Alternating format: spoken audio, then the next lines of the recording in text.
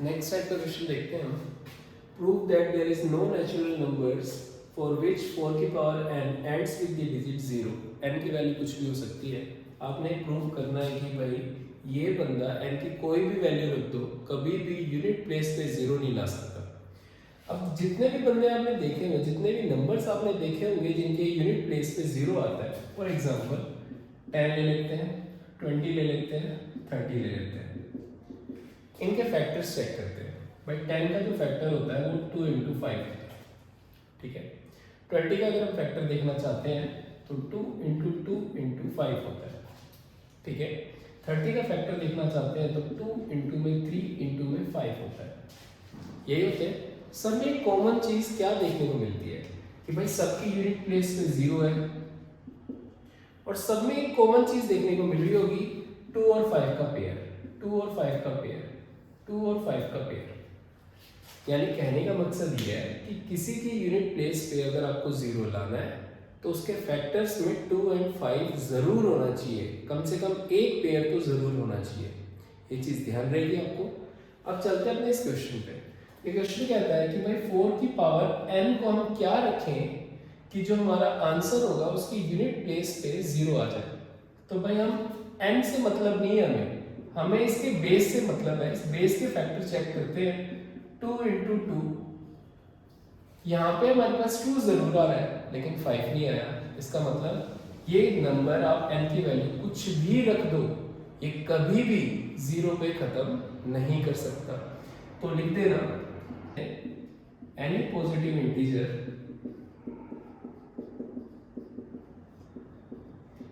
Ending with 0 must contain 2 and 5 as their factors. Hence, by uniqueness of fundamental theorem of arithmetic, हम ये बोल सकते हैं that there is no number, there is no natural number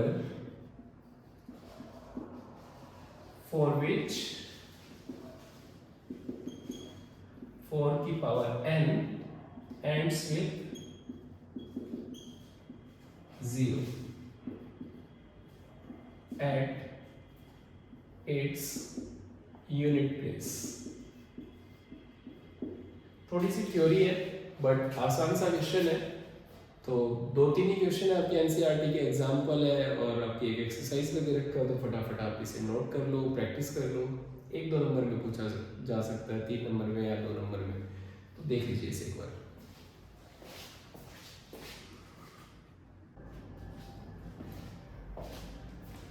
तो बढ़ते हैं अगले 2 क्वेश्चनों की तरफ। इसके बाद बस प्रूव करने वाले रह गए हैं। तो पहला क्वेश्चन कहता है find the largest number that divides 70 and 125 leaves remainder 5 and 8 respectively. यानी सबसे बड़ा ऐसा नंबर ढूंढिए जो इन दोनों को डिवाइड करने पे 5 और 8 रिमाइंडर दे, ठीक है। तो जब भी आपको किसी क्वेश्चन में लार्जेस्ट या मैक्सिमम का सेंस आए, आप हमेशा वहां पे निकालोगे एचसीएफ। तो हम यहाँ पे एचसीएफ निकालना चाहते हैं इन दोनों नंबरों का। तो सबसे पहला काम है, जो रिमाइंडर है उसे हटा लेते हैं इसमें से, ताकि जो नंबर आए वो परफेक्टली डिवाइड कर पाए 70 और 125 के बचे हुए पार्ट को। तो हमारे पास ये हो गया कितना भाई 65। एंड बात करते हैं 125 में से 8 गया तो हमारे पास बचेगा 117। अब इनके फैक्टर निकालते हैं। तो ये कितना हो गया 13 5 65, तो 5 into 13 इसका फैक्टर हो गया। और यहाँ पे हमें 9 into में 13 देखने को मिल जाएगा। तो ये हमारे इसके फैक्टर्स आ चुके हैं। तो अगर आपसे पूछा जाए कि भाई इसका एचसीएफ क्या है, तो भाई जो कॉमन हिस्सा है वो हमारा एचसीएफ कहलाता है। तो हमारा एचसीएफ हो गया 13, यानी ये वो लार्जेस्ट नंबर है जो 70 और 125 को डिवाइड करते वक्त रिमाइंडर देगा 5 एंड 8। क्लियर है भाई सबको ये क्वेश्चन। अगले टाइप का क्वेश्चन देखिए, find the smallest number divisible by 35, 56 and 91 leaves remainder 7 in each case. यहाँ पे क्वेश्चन इसका उल्टा है कहता है कि एक ऐसा नंबर ढूंढिए, सबसे छोटा नंबर, सबसे पहला नंबर ऐसा ढूंढिए जो 35, 56 और 91 से डिवाइड होते वक्त रिमाइंडर दे 7। यानी जब भी आपको स्मॉलेस्ट का सेंस आए, लीस्ट का सेंस आए, या फिर बहुत सारे क्वेश्चंस होते हैं जिसमें दो एथलीट है एक साथ भागना स्टार्ट करते हैं, दोनों की स्पीड अलग अलग है, तो नेक्स्ट टाइम वो फिर कब मीट करेंगे ऐसा सेंस आ रहा हो। या फिर बेल वाले क्वेश्चंस आते हैं कि भाई 3 टाइप के बेल्स हैं, एक साथ स्टार्टिंग में बजती है, उसके बाद सबका अपना अपना टाइम फिक्स होता है, एक 15 मिनट बाद, एक 20 मिनट बाद, एक 25 मिनट बाद बजती है, तो नेक्स्ट टाइम एक साथ कब बजेगी। या फिर आपका रेड लाइट वाले क्वेश्चंस आते हैं कि भाई 3 लाइट्स, ट्रैफिक लाइट्स लगी हुई हैं, तीनों एक साथ स्टार्टिंग में ऑन होती हैं, उसके बाद ये नेक्स्ट टाइम कब फिर से एक साथ जलेंगी। तो इस टाइप का क्वेश्चन जब भी आए आप हमेशा एलसीएम निकालिएगा। तो अब चलते हैं अपने क्वेश्चन के पास वापस से। 35, 56 और 91 का एलसीएम निकाल लेते हैं पहले। 35, 56 एंड 91 का एलसीएम निकालना है आपको, सबसे पहले निकालना है, ठीक है। 35 के फैक्टर हमें देखने को मिलेंगे 5 into 7, 56 के देखने को मिलेंगे हमें भाई 8 7 56 एंड ये हमें देखने को मिलेगा 13 का, ठीक है भाई। 91 7 into 13, ठीक है। यहाँ पे अब हम निकाल लेते हैं अपना एलसीएम। तो एलसीएम होता है हाईएस्ट पावर हर एक नंबर की देखने को मिलेगी। 5 की हाईएस्ट पावर भाई एक ही है, 7 की हाईएस्ट पावर इधर भी एक, इधर भी एक, इधर भी एक, तो हाईएस्ट एक ही हो गया। फिर बारी आती है 2 की। 2 भाई मैक्सिमम 3 बार आ रहा है। 13 भाई हमारे पास मैक्सिमम एक ही बार आ रहा है, तो हमारे पास आ गया 3 6 4 6। ये हमारा सबसे छोटा नंबर है ये हमारे पास, जो इन तीनों भाइयों से डिवाइड होने के बाद रिमाइंडर देना चाहिए था इसे 7, लेकिन अब ये देगा नहीं क्योंकि परफेक्टली डिवाइड हो रहा हुआ है, क्योंकि ये एलसीएम निकाला है।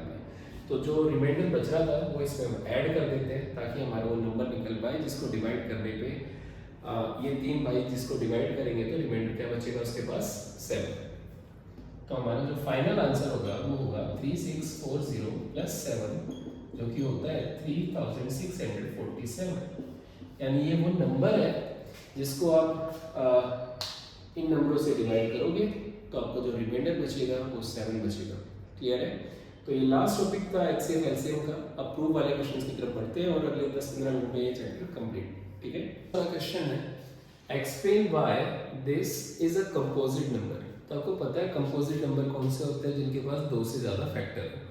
तो यहाँ पे हर एक ये नंबर अगर मल्टीप्लाई में लिखे होते तो आपका काम आसान था, आप देखते ही बोल देते हाँ इसका फैक्टर 3 भी है, 5 भी है, 7 भी है, इसका मतलब ये कंपोजिट नंबर हो गया।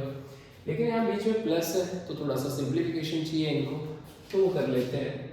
इन 2 टर्म्स में कुछ कॉमन देखने को मिल रहा है 7 को बाहर ले लो, अंदर हो गया 3 into 5 into 1 plus 1। आप इसे थोड़ा सा सिंप्लीफाई करोगे तो ये हो गया 15 plus 1, ये हो गया 16। अब आपको देखकर पता चल रहा होगा कि इसके पास मोर देन 2 फैक्टर्स है, देयरफॉर जो भी नंबर रहा होगा वो कंफर्म कंपोजिट रहा होगा। तो लिख देते हैं सो 3 into 5 into 7 plus 7 is a composite number as it has more than 2 factors. खत्म, इजी था। अब इसका लास्ट टाइप के क्वेश्चंस और बच गए हैं, प्रूव करने वाले इरेशनल रैशनल, फिर आपका ये चैप्टर कंप्लीट है अच्छे से। आप बस इसी क्वेश्चंस को रिवाइज करो और इससे ज़्यादा कुछ बोर्ड वाले पूछेंगे नहीं शायद, तो आप लोग प्लीज़ थोड़ा सा अच्छे से करिएगा। भाई हमारा नेक्स्ट क्वेश्चन है prove that √2 is an irrational number. बहुत ज़्यादा इंपॉर्टेंट है, खासकर उन बच्चों के लिए जिनका पास होना भारी हो गया है। तो भाई इस टाइप के क्वेश्चंस आपको आने ही आने चाहिए। चलो भाई बढ़ते हैं इसको करने के लिए, लेकिन उससे पहले थोड़ी सी कुछ टर्म्स हैं, कुछ चीज़ें हैं जो जाननी होगी यहाँ पे करने के लिए। पहली चीज़, मान लो मेरे को एक नंबर दिया गया है 16 जो कि 4 का स्क्वायर होता है, ठीक है। अब कोई नंबर इस 4 के स्क्वायर को डिवाइड कर रहा है, कोई प्राइम नंबर अगर इस नंबर को डिवाइड कर पा रहा है, जैसे फॉर एग्जांपल 2 4 को 4 और 4 के स्क्वायर को डिवाइड करता है, सबको पता है। तो हमारे पास एक थ्योरम बना दिया उन्होंने, एक छोटी सी। वो थ्योरम ये कहती है कि अगर कोई नंबर का स्क्वायर किसी प्राइम नंबर से डिवाइड होता है तो बिना स्क्वायर का वो नंबर भी डिवाइड हो जाएगा। बस इतनी सी छोटी सी थ्योरम है। ये थ्योरम क्या कहती है, फिर से समझ लो। अगर कोई नंबर है जिसका स्क्वायर किसी प्राइम नंबर से डिवाइड होता है तो वो नंबर भी उस प्राइम नंबर से डिवाइड होगा। क्लियर है कि नहीं भाई इतना? तो भाई इसका यूज करेंगे। को प्राइम नंबर आपको पता है कि वो पेयर ऑफ नंबर्स जिनको डिवाइड करने वाला सिर्फ और सिर्फ वन होना चाहिए। अगर वन के अलावा कोई और नंबर उनको डिवाइड करता है तो भाई वो पेयर फिर को प्राइम नंबर्स नहीं कहलाते। ये चीज़ आई समझ में? जैसे फॉर एग्जांपल किसी ने बोला 18 और 19, इन दोनों को भाई डिवाइड करने वाला वन है, इसके अलावा और कोई नंबर इनको डिवाइड नहीं कर सकता, तो इसलिए ये को प्राइम नंबर्स है। क्लियर है कि नहीं? लेकिन किसी ने बोल दिया 16 एंड 18, इसको वन भी करेगा, इसको टू भी करेगा, तो आप बोल सकते हो कि ये को प्राइम नंबर्स नहीं है। तो ये दो तीन चीज़ें हैं छोटी छोटी सी, और इसको जिस मेथड से इसे हम इरेशनल प्रूफ करेंगे वो मेथड ऑफ कॉन्ट्राडिक्टरी कहलाता है। यानी हम जो बात बोल रहे हैं हम उसी को कॉन्ट्राडिक्ट करेंगे, उसी को गलत प्रूफ करेंगे, और उसी की वजह से हमारा आंसर जो भी हम प्रूफ करना चाहते हैं वहाँ तक पहुँच पाएंगे। तो यहाँ तक क्लियर है भाई सबको? क्या क्या हम इसमें लागू करना चाह रहे हैं? तो ध्यान से देखो भाई, चलते हैं अपने क्वेश्चन की तरफ। तो prove that root 2 is an irrational number. तो सबसे पहला काम क्या है? Let us assume that root 2 is a rational number. तो हम मान लेते हैं कि भाई रूट 2 एक क्या है? Is a rational number. तो सबसे पहली चीज ही यही है, उससे बोला इरेशनल प्रूफ करो। तो हमने बोला चलो मान लेते हैं इरेशनल नहीं है, ये रैशनल है। अब ये रैशनल है तो रैशनल की प्रॉपर्टीज को ये सेटिस्फाई करना चाहिए। तो हम उन्हीं प्रॉपर्टीज को गलत प्रूफ करते हुए आएंगे कि भाई हमारी रैशनल की प्रॉपर्टीज, हमारी को प्राइम नंबर आने की प्रॉपर्टीज को ये गलत प्रूव हो रहा है या फिर ये प्रूव नहीं कर पा रहा है। तो भाई इसे स्टार्ट करते हैं। तो हमने मान लिया let us assume that root 2 is a rational number. अब अगर ये रैशनल है तो भाई ये a बाई बी की फॉर्म में भी रिप्रेजेंट होना चाहिए। चलो भाई, तो पहली चीज हमने मान ली, let us assume that root 2 is a rational number. अब भाई इसके बाद आगे बढ़ते हैं, लिखते हैं then there exist positive integers a and b such that root 2 बराबर है हमारे भाई a बाई बी के, where a and b are co-prime numbers। a और b के हमारे co-prime numbers। अब भाई हम आने वाले स्टेप्स में इसी बात को गलत प्रूव करेंगे कि भाई ये जो दो नंबर है ये एक्चुअल में को प्राइम नंबर नहीं है। को प्राइम का मतलब सिर्फ इनको वन डिवाइड करता है, और हम ये प्रूव कर देंगे कि वन के अलावा भी कोई और नंबर है जो इन दोनों को डिवाइड कर सकता है यहाँ पे। तो अब आने वाले स्टेप्स में हम इसी बात को प्राइम वाली बात को गलत प्रूव करने जा रहे हैं। तो भाई रूट है, रूट को सोल्व करने में थोड़ी दिक्कत आती है, तो स्क्वायरिंग बोथ साइड कर लेते हैं। तो भाई स्क्वायरिंग बोथ साइड्स, तो हमें मिलेगा रूट 2 का whole square and a by B का होल स्क्वायर। सिंप्लीफाई करोगे तो 2 इक्वल्स टू a का स्क्वायर बाई b का स्क्वायर। b स्क्वायर डिवाइड में इधर आके क्या हो जाएगा भाई? मल्टीप्लाई। एंड यहां से हमें एक चीज नजर आ रही होगी आपको, ये हमारी पहली इक्वेशन है कि जो a स्क्वायर नाम का कोई भी नंबर रहा होगा उसके फैक्टर में 2 नजर आ रहा है। इसका मतलब a स्क्वायर एक प्राइम नंबर 2 से डिवाइड हो रहा है, तो इसका मतलब बिना स्क्वायर भी a 2 से डिवाइड हो जाएगा। तो ये चीज आई समझ में? ये वो थ्योरम है जिसको हम अप्लाई करना चाह रहे थे, स्टार्टिंग में समझाई थी आपको। तो लिख देते हैं a square is divisible by 2 then a is also divisible by 2। ये चीज आई समझ में कि नहीं कि भाई इससे प्रूव हो गया कि a स्क्वायर को एक प्राइम नंबर 2 डिवाइड कर रहा है, तो इसका मतलब a भी उस प्राइम नंबर से डिवाइड होगा। ठीक है, ये हमारी थ्योरम बताती है।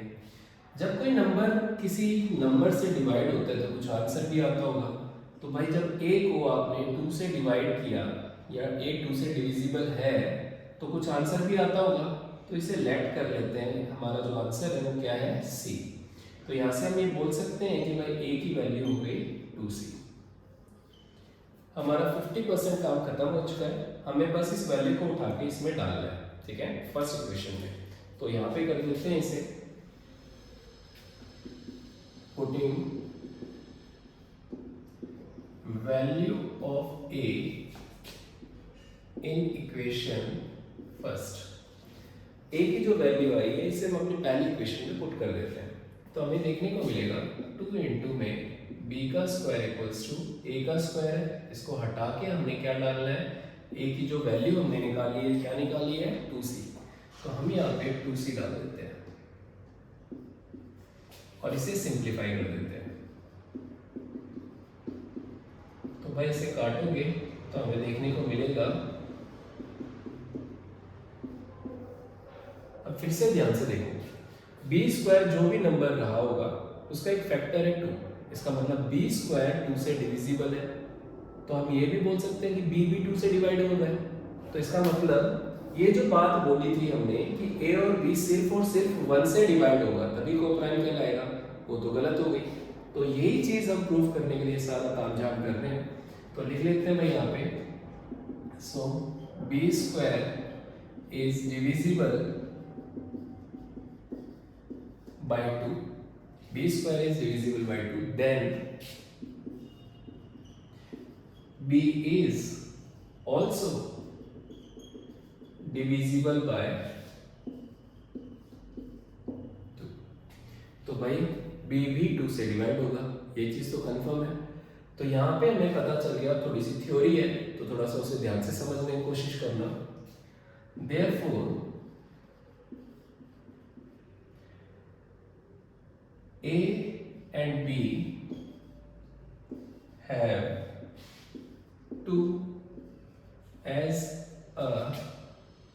at least two, लिखो इसे, have at least two as a common factor। Therefore A and B have at least 2 as a common factor। इसका मतलब 1 से डिवाइड होने वाली बात गलत है कि भाई सिर्फ 1 से ही डिवाइड होगा, ये बात गलत हो जाती है। तो आगे लिख देते हैं, hence A and B are not co-prime numbers। ठीक है, co-prime वाली बात गलत होगी। This contradiction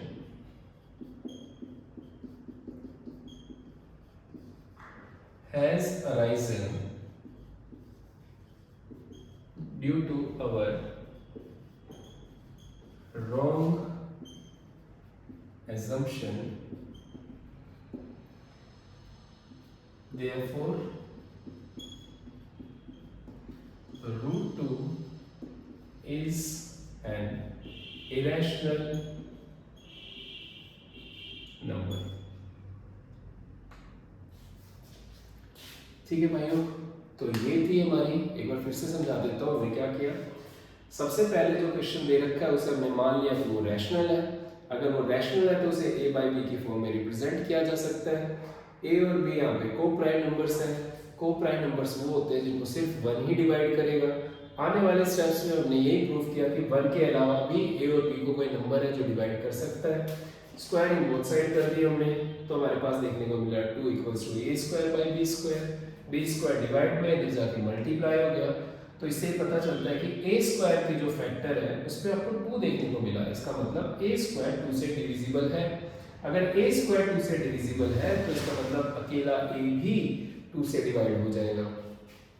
फिर हमने माना कि भाई जब a 2 से डिवाइड होगा तो कोई वैल्यू देगा, जिसे हमने मान लिया c। तो a की वैल्यू हो गई है 2c। इसको उठा के हमने अपनी पहली इक्वेशन के अंदर डाल दिया और यहाँ पे हमें देखने को मिला b square equals to 2 into में c का स्क्वायर। इसका मतलब b स्क्वायर के फैक्टर में आपको 2 भी देखने को मिल रहा है, इसका मतलब b स्क्वायर भी 2 से डिवाइड हो रहा है। तो हमने बस वही चीजें लिखी हैं कि भाई b स्क्वायर अगर 2 से डिवाइड होता है तो अकेला b भी 2 से डिवाइड होगा, ठीक है।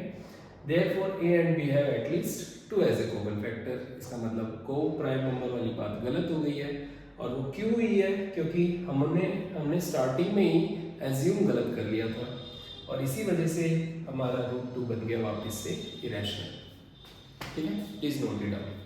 ठीक है, देखिए अगर इसकी जगह कोई और नंबर होगा, रूट 2 की जगह मान लो आपको क्वेश्चन में दे दिया गया रूट 7, तो ठीक है भाई, तो रूट 7 के लिए फिर सारी चीजें सेम ऐसे ही करनी है जैसे अभी तक करते हुए आए हो। Let us assume that root 7 को हमने क्या मान लिया, रैशनल मान लिया। अब रूट 7 अगर रैशनल है तो भाई वो a बाई b की फॉर्म में रिप्रेजेंट होगा। रूट 7 का जब आप स्क्वायर करोगे तो आपको ये देखने को मिलेगा रूट 7 का स्क्वायर हमारे पास 7 होता है। तो यहाँ पे हमें समझ आएगा कि भाई जो a स्क्वायर है उसके फैक्टर में हमें 7 देखने को मिल रहा है। इसका मतलब a square is divisible by 7, then a is also divisible by 7। जब a को 7 से डिवाइड करोगे तो आपका कुछ आंसर आएगा और a की वैल्यू हो जाएगी 7c। आगे बढ़ते हैं, तो यहाँ पे हमें देखने को मिलेगा 7 और यहाँ पे भी वैल्यू हमारी 7 हो गई।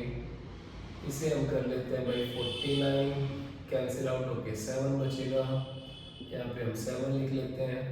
तो b स्क्वायर में आपको देखने को मिलेगा 7।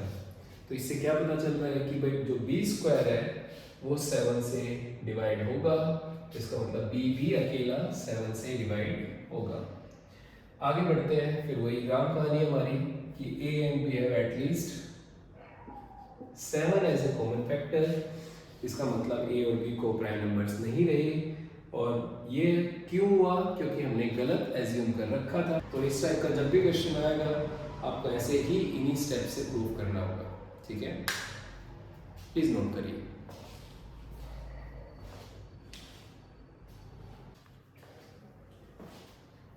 इसी का बेट टाइप 2 देखिए, हमें बोला जा रहा है prove that 2 plus root 7 is an irrational number, और आपको पहले से दे रखा है कि भाई रूट 7 एक इरेशनल नंबर है, तो 2 प्लस रूट 7 भी इरेशनल है, प्रूव करिए। तो इसे प्रूव करने के लिए वही सेम चीज भाई, let us assume that 2 plus root 7 is a rational number, ठीक है। अगर रैशनल है तो भाई ये रिप्रेजेंट हो सकता है a बाई b की फॉर्म में, where a and b are co-prime numbers and a b belongs to integers, integer से बिलोंग करते हैं, and b should not equals to 0, ठीक है भाई। अब आगे बढ़ते हैं।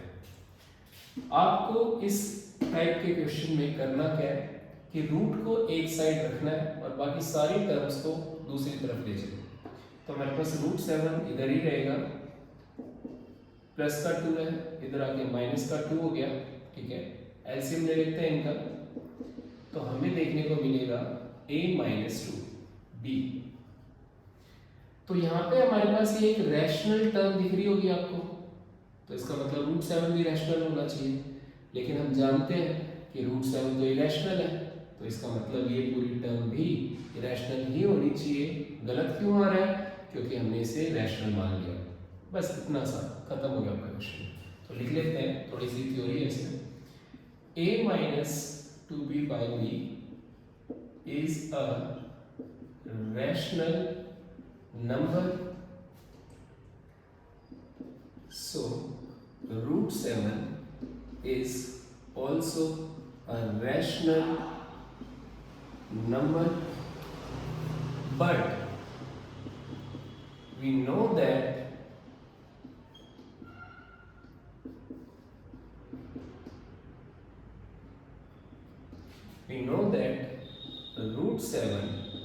is an irrational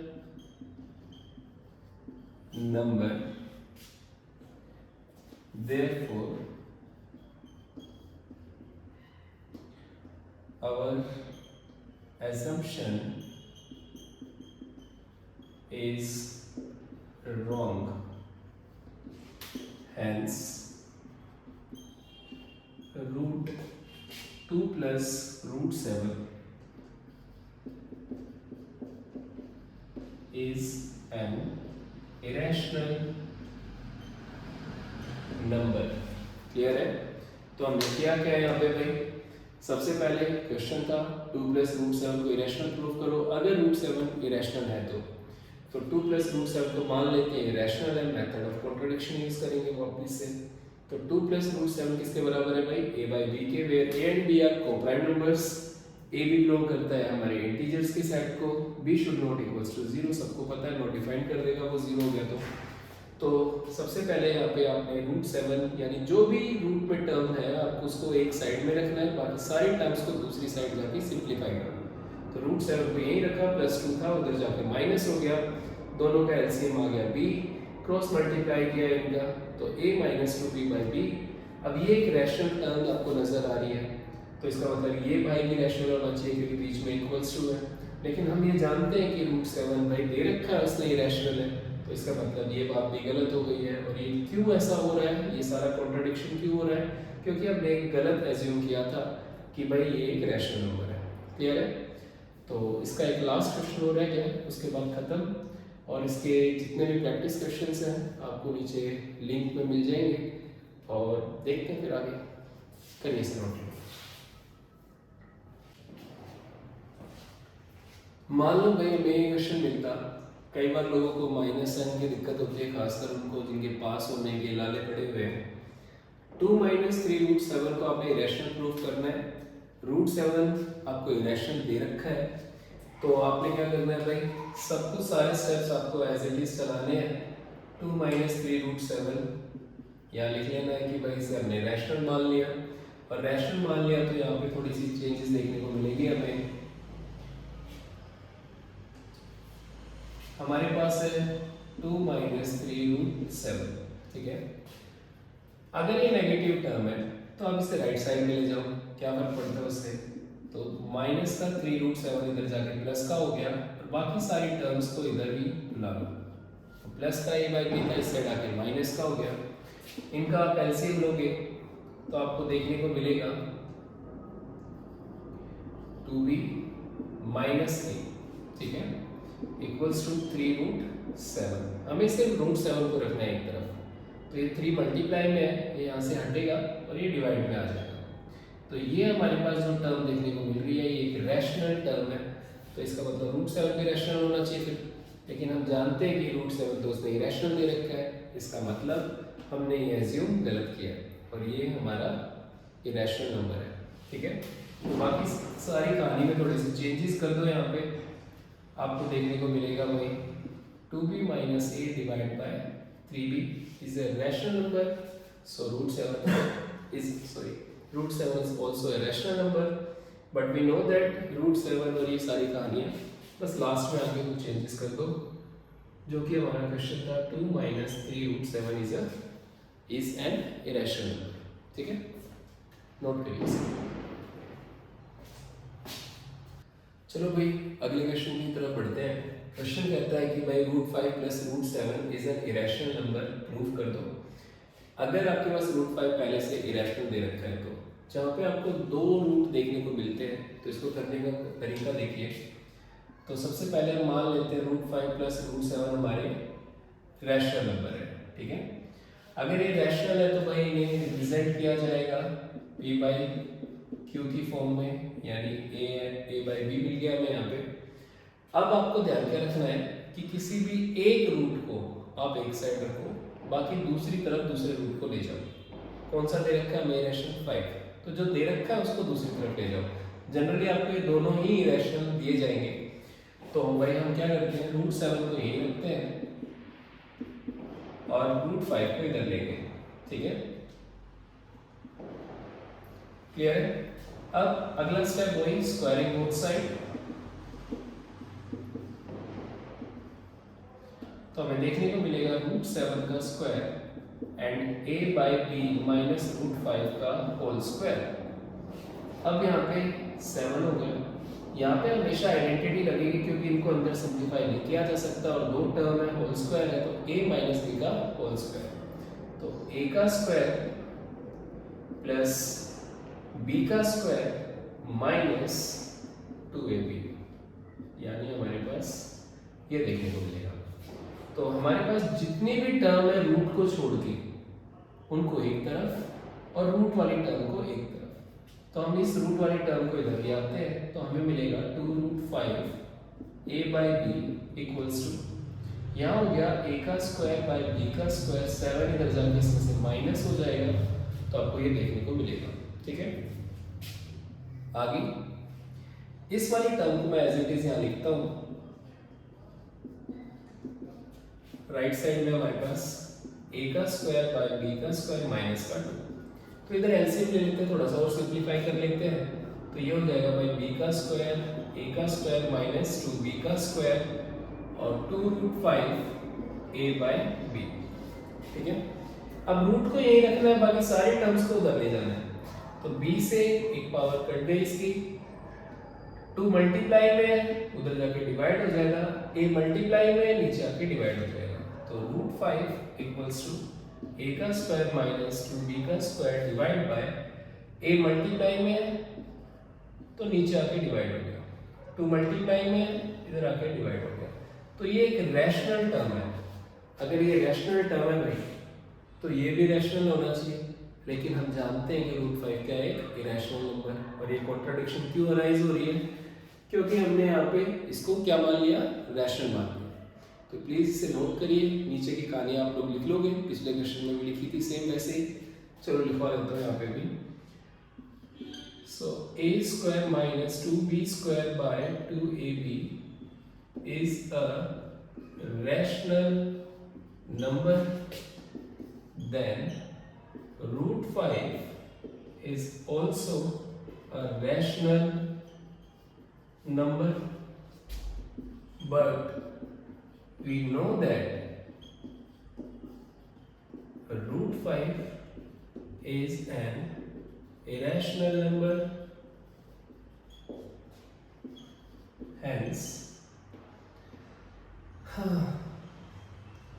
√5 plus √7 is also irrational।